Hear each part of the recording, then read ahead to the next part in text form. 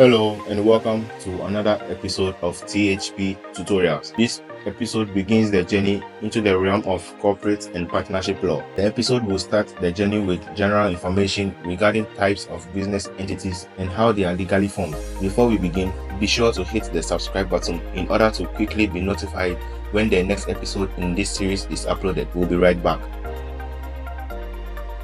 We will first take a look at sole proprietorship. This video will touch on the meaning, features, and perks of being a sole proprietor. A sole proprietorship is an unincorporated business usually owned and managed by one person. So, what does it mean for a business to be unincorporated?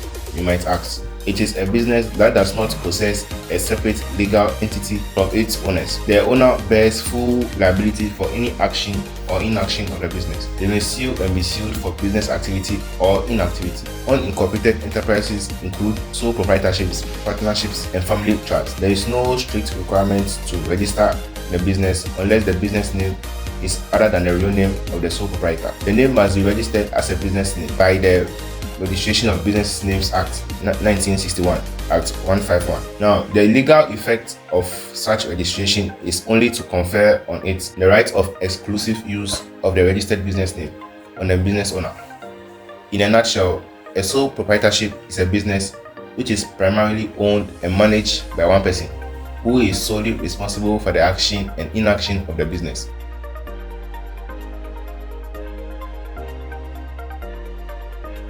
Features of sole proprietorship. 1.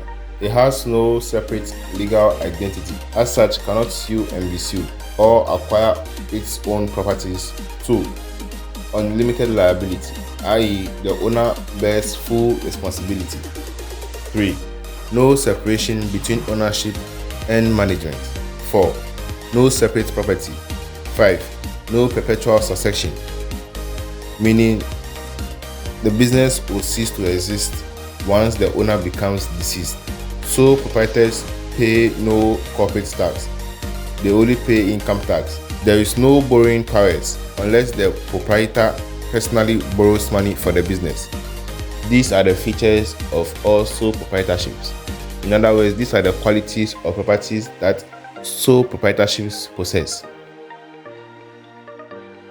Having looked at the features and meaning of sole proprietorship, let's have a look at the ups and downs of being a sole proprietor. We'll begin with the advantages of sole proprietorship. 1. There are no formalities in forming the business or in doing business. The proprietor has total control over the business. The proprietor also does not share profits with anyone. The proprietor or the owner of the business pays no corporate tax. These are the advantages that sole proprietors enjoy.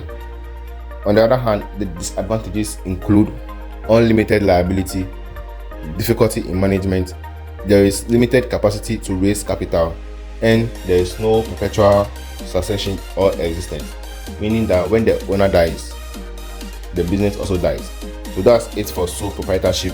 We have looked at the meaning of sole proprietorship, features, and also we have taken a look at the ups and downs. So I want to move on and look at partnerships.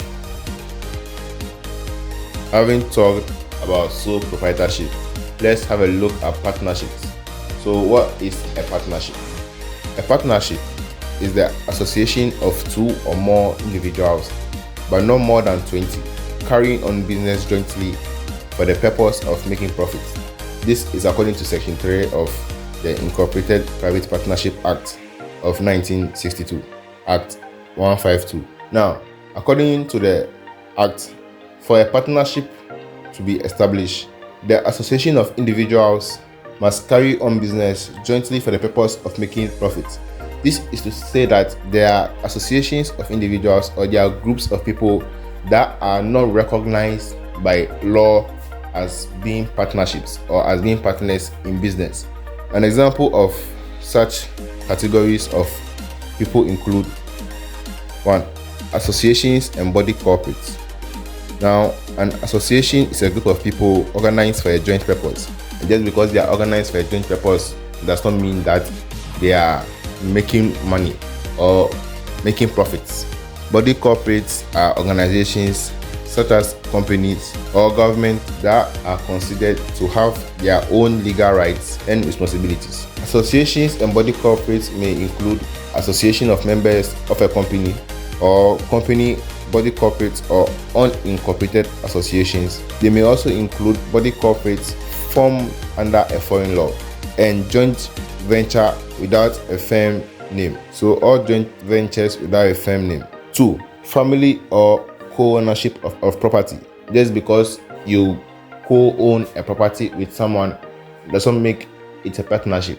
For a partnership to be established, there must be the express aim of profit making in the course of carrying on a business, remuneration by a servant or agent by a share of profits of a business. Just because you partners have a business that you are running and they pay someone for a service rendered or they pay someone for being an agent does not make the person a partner. So paying someone for a job from the profits that you earn as a partnership does not constitute a partnership in of itself. That's just someone you have paid. So that's like an employee or an agent. Now, according to Act 152, a person is not a partner in a firm if he or she does not participate in or carry on in the business of the firm or are not authorized to do so.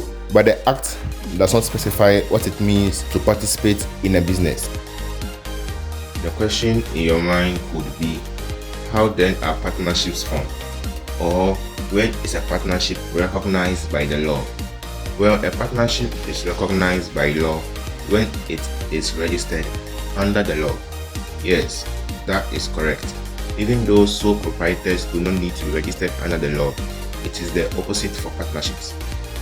Section 3 of the Incorporated Private Partnership Act of 1962, Act 152, specifies the requirements for a partnership to be registered and recognized by the law. According to Section 3 of Act 152, 2 documents are required for the registration of a partnership. These documents are the partnership agreement and the statutory statement. A partnership is formed when these documents are registered with the Registrar General. The partners are required to deliver the documents together with the registration fee to the Registrar General.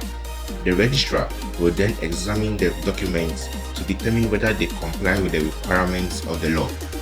If the documents comply with the law, the Registrar General will register the partnership and issue a certificate of registration under his or her official seal and state the partnership is registered or incorporated.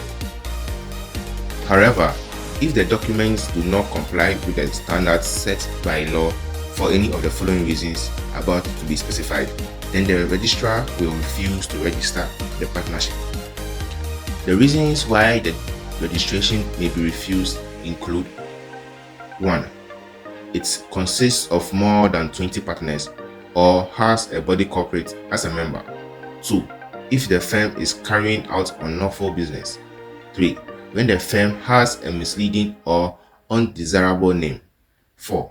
When a member lacks capacity, i.e., being an infant, of unsound mind, bankrupt, guilty of fraud or dishonesty. 5. Presence of incomplete, irregular, or inaccurate information on registration form. In the absence of any of these reasons, the Registrar General will register the partnership, issue the partnership a certificate which is renewable on a yearly basis. It is important to note that the registrar will also state the names of the partners and the fact that their liability is not limited. The registrar is further required to insert a copy of the certificate of incorporation in the National Gazette and to state in the Gazette the issue and terms of the certificate. To wrap up on the requirements needed to register a partnership, this episode will examine the contents of the partnership agreement and the statutory statement, the 2 documents required to register a partnership. Up next. To begin, the partnership agreement refers to the terms, i.e., rights and obligations each partner in the partnership has agreed to be bound by, whereas the statutory statement or statutory declaration is a type of legal document that sets out facts that you declare to be true and accurate. Statutory declarations can be used for many purposes and can be requested by a person, organization, or government agency. It is similar to a statement made under oath, but it is not sworn. Now let's look at the contents of each of these statements. First, the partnership agreement. The partnership agreement must contain the following: 1. Name of the partnership. 2. The general nature of business. 3. The address and principal place of business. 4. Names, address, and occupations of partners. The rights and duties of the partners. Rules for admitting partners into the partnership. Rules for expelling partners. Sharing of profits. Contribution of assets of the partnership. Date of commencement of the partnership. And 11. Particulars of any charges over assets of the partnership requiring registration. Let's proceed to the statutory statement. The content of the statutory statement includes name of the partnership, general nature of business, the address and principal place of a business or any other place where the partnership business is carried on, names, address, and occupations of the partners, the date of commencement of business, date of commencement of the partnership, and particulars of any charges over assets of the partnership requiring registration. Another question that you might ask is, what happens after the company has been registered? To answer that question, let's take a look at the effects of a registration on a partnership. What makes the partnership different?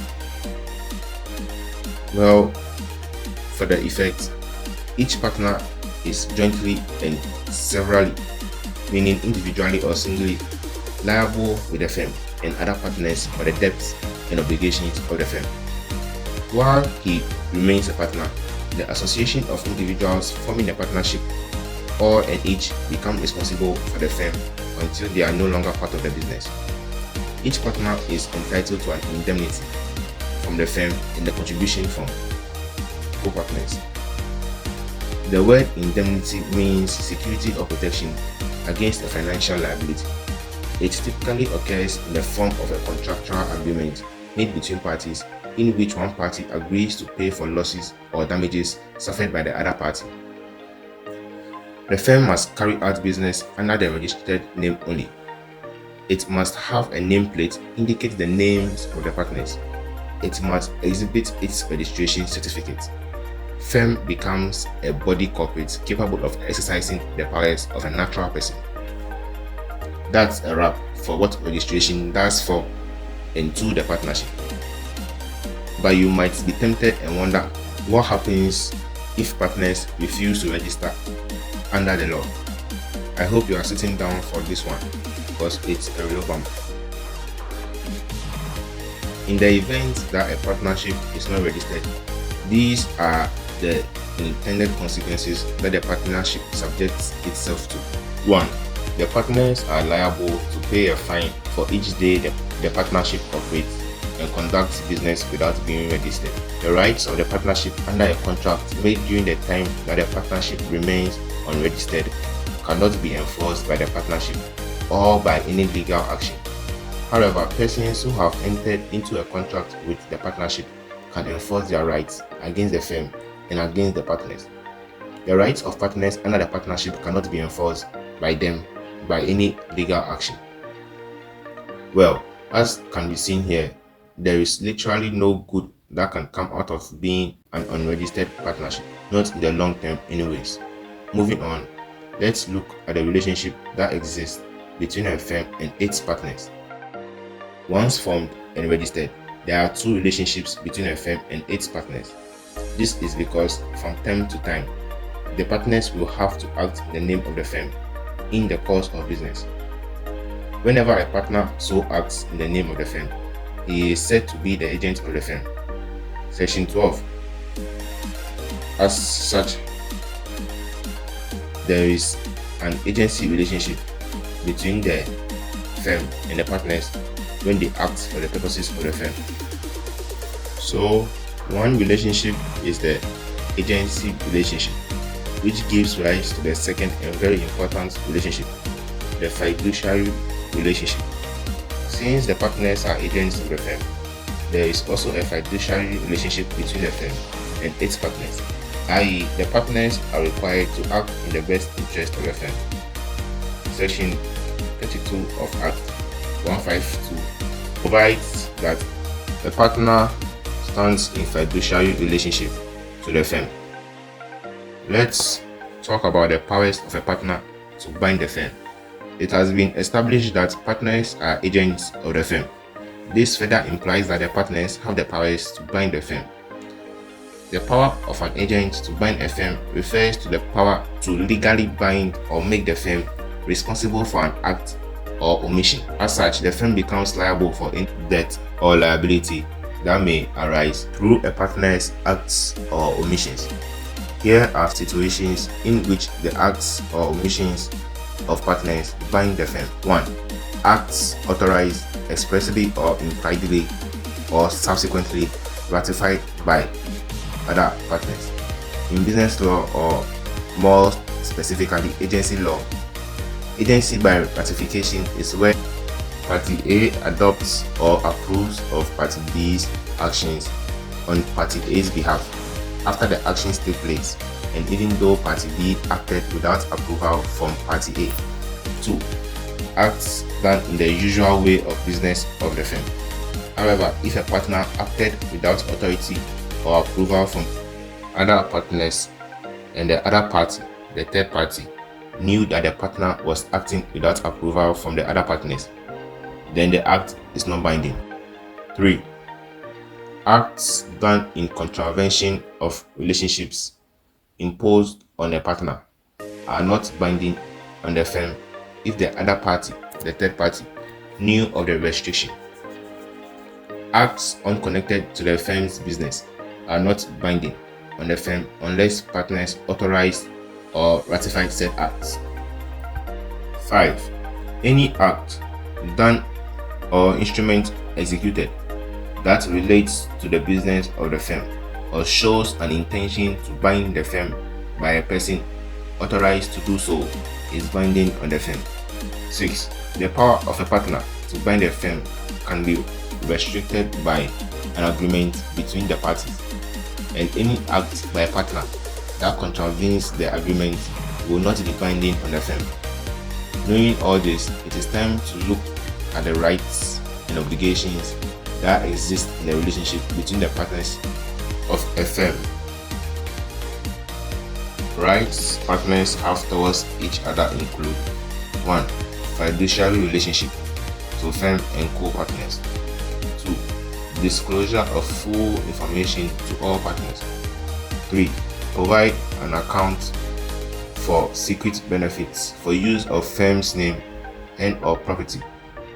4. Duty not to compete and to account for and pay for profit from competing business. 5. Equality in sharing profits, capital, and losses. 6. Indemnity by the firm to partners for acts done in the ordinary course of business of the firm or for preservation of business property. 7. Every partner may be part of management, but without remuneration. 8. New partners join with the consent of existing partners. 9. Decisions are by majority vote, except to change the nature of business, which must be unanimous. 10. Access to partnership books of accounts. Let's talk about liability in the partnership world. We will look at the liability for both the firm and its partners. 1. Every partner is jointly and severally liable with the firm and other partners for debt whilst he is a partner.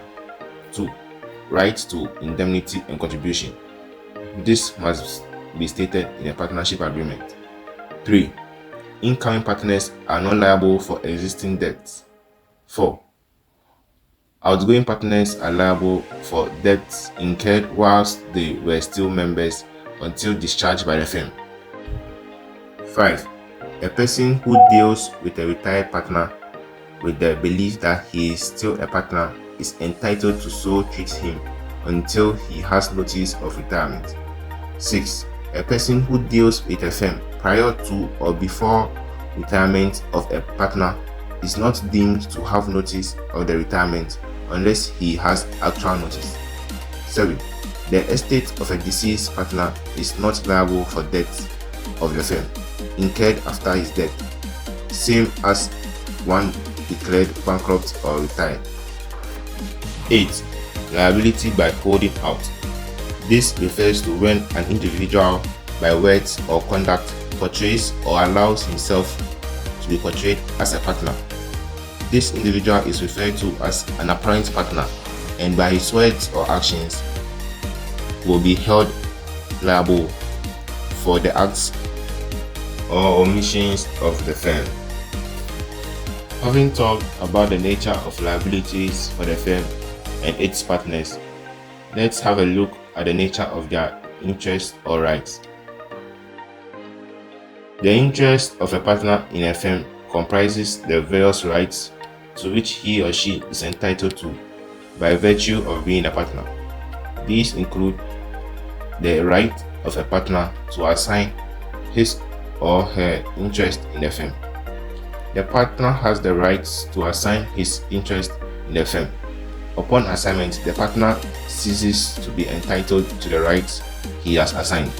The one the partner assigns his rights to is referred to as an assignee. This is the right of an assignee. Now, the assignee is not entitled to interfere in the management of the firm, or require accounts, or to inspect the partnership books. The assignee, however, is entitled to receive the profits the assigning partner would have been entitled to. However, these rights do not include personal ownership of assets of the firm, unless the firm winds up and has paid its debts and settles its liabilities. Finally, we will talk about how partnerships can be dissolved or terminated. A partnership may be terminated by a partner, the partnership agreement, or by order of a court. Under Act 152, a partnership may be terminated through cessation by a partner. Cessation by a partner will occur through 1. The death of the partner. 2. When the partner becomes an alien enemy at the time of war. And 3. Insolvency order being made against a person under the Insolvency Act of 1962, Act 153.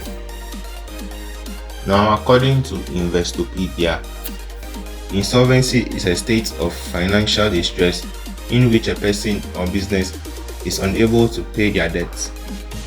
Insolvency is when liabilities are greater than the value of the company, or when a debtor cannot pay the debts they owe. A company can become insolvent due to a number of situations that lead to poor cash flow. That's for cessation by a partner. Now, termination under the partnership agreement may specify an event, the occurrence of which may validly terminate a person's membership in a firm, or at the option of the other partners. The partnership agreement may also provide for the retirement of a partner in circumstances and in a manner specified in the partnership agreement. For termination by court order, on an application by a partner to the High Court, the court may order the termination of a person's membership on the grounds that 1. They are permanently of unsound mind. 2. Permanently incapable of performing his part of the partnership agreement. 3.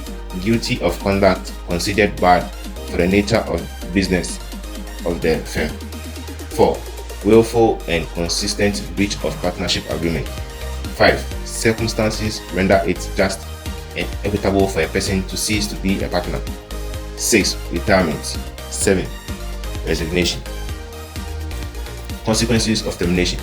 These are the consequences or implications of a terminated partnership. 1.